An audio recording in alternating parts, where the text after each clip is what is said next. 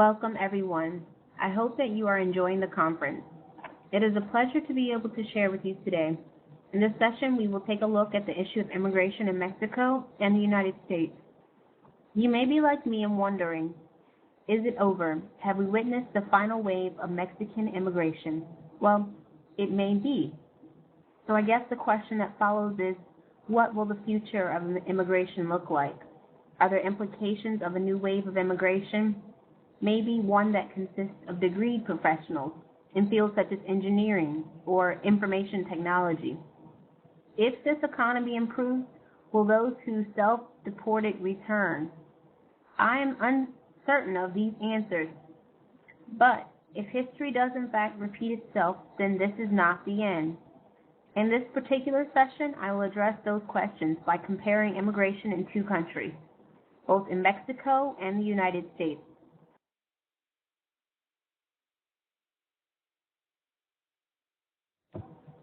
Immigration. It has a past. What words and images come to mind when you think of immigration? Ellis Island, the Statue of Liberty, passports, visas, airports, packing, security cameras, gates, borders. These words and images may have negative or positive connotations. In our 21st century age of immigration, I think of globalization as a nation that is seemingly borderless. I think of globalization.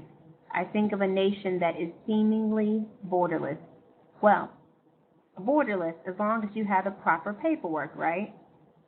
What's most important when comparing these two different nations is that we recognize their geographic and demographic differences.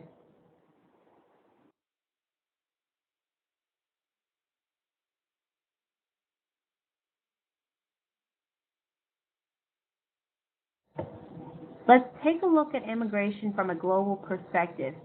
A simple browse through articles in The Economist can demonstrate that there has been a significant increase in media attention about immigration reform. A recent study by the Pew Hispanic Center shows that the Mexican immigration to the United States is no longer on the rise, but decreasing. Yet we are still left with the effects of this most recent wave. The 1970 through 2011 wave of immigration brought 12 million Mexican immigrants to the country. Globalization has caused disarray, unemployment, and worker exploitation as jobs were relocated to low-wage economies that attract capital.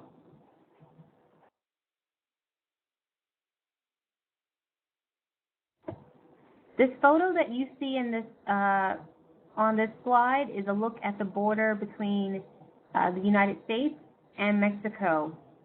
So hopefully this will give you an idea of what many may see when crossing the border.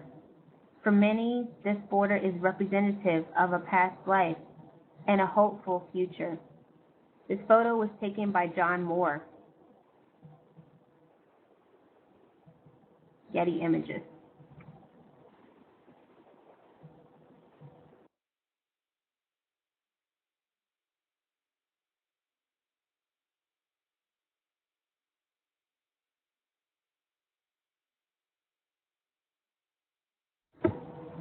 We're now going to take a look at immigration in the United States.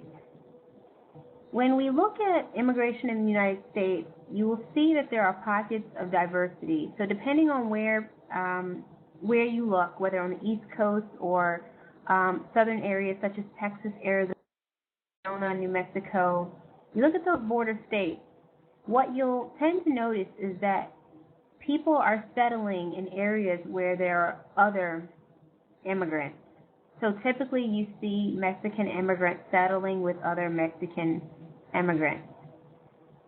We'll notice that in the history of immigration in the United States, there is a definite and apparent pattern. Not only is there a pattern, but since the 19th century, we can see that there's a shift. There is a shift between European immigrants to Mexican immigrants. We can trace that back to Ellis Island. We can trace that back to the 1920s and 30s when immigration was on the rise. we can see that immigration in the United States clearly affects the U.S. culture and social programs such as education and welfare. While there have been many positive effects of immigration, we can also see many negative effects. We can see that due to the increased numbers of immigrants, Americans, the United States is trying to figure out how to accommodate those who are illegal, those who are undocumented. The question that is raised is how to manage these different social programs that are in high need.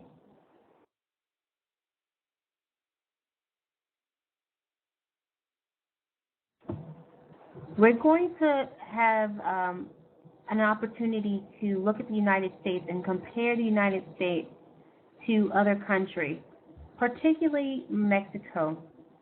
I like to think of the United States as a major world power. In the Huntington book, in Class of Civilization, there is much talk about the United States being a major world power and how we not only influence those who may be underdeveloped countries, but also how we play a major part in capitalism. So if you just take a look here at this slide, you'll see that economic wealth is due to capitalism. It is definitely influenced by immigrants and the rise of immigrants coming from particularly the Mexican area, Mexico. And also this is due to exploitation of workers. So you'll see that while our economy is still in a recession at the moment, we can definitely notice that there is a decrease actually in the workers due to our current economy. Please also know that the top 20% of the people in the United States have 85% of the wealth. So this definitely can tell us something about this country. And, you know, are people really achieving that American dream? What does that look like? Is the wealth equally distributed?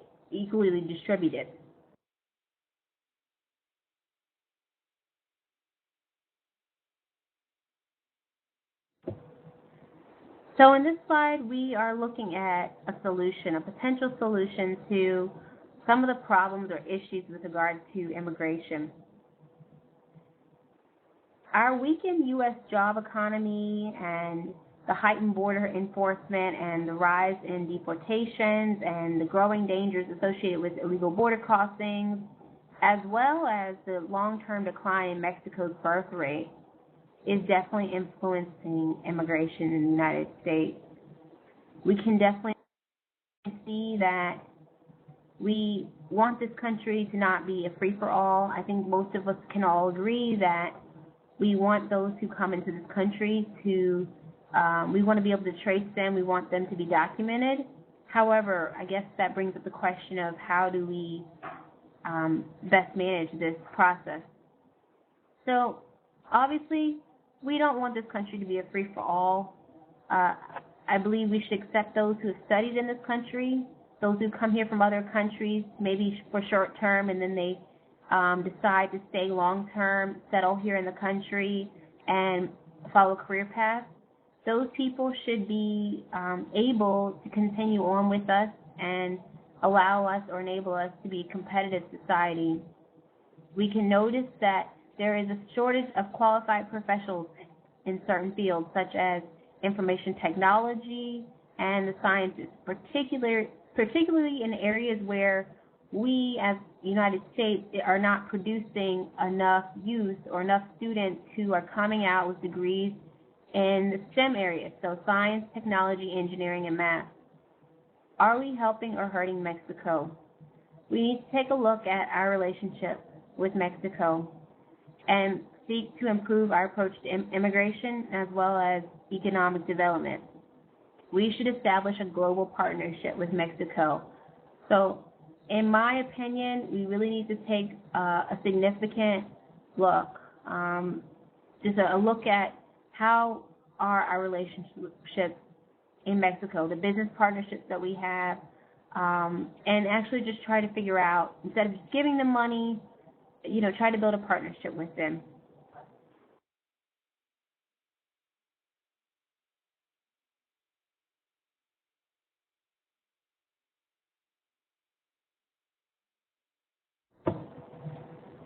So, in conclusion, I'll definitely mention that there's obviously no clear solution to this issue.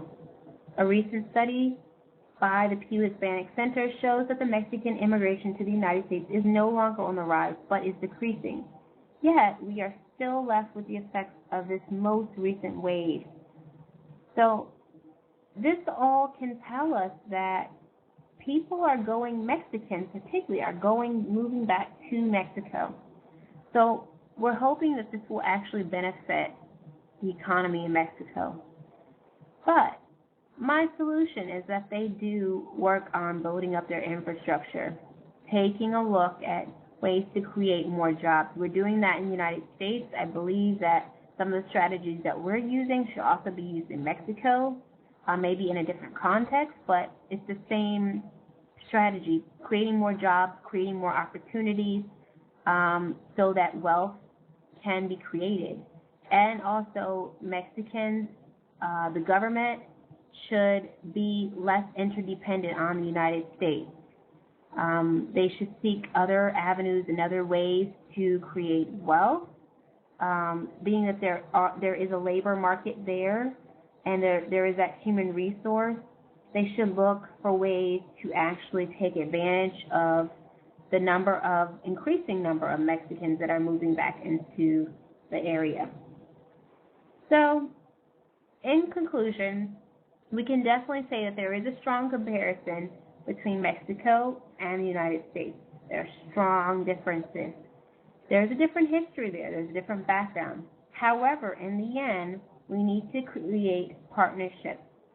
Mexico and the United States, because they are border countries, should seek to develop a better relationship, one that is mutually a mutual relationship, mutual partnership.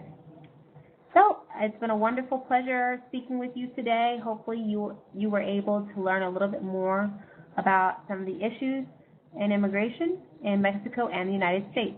Thank you.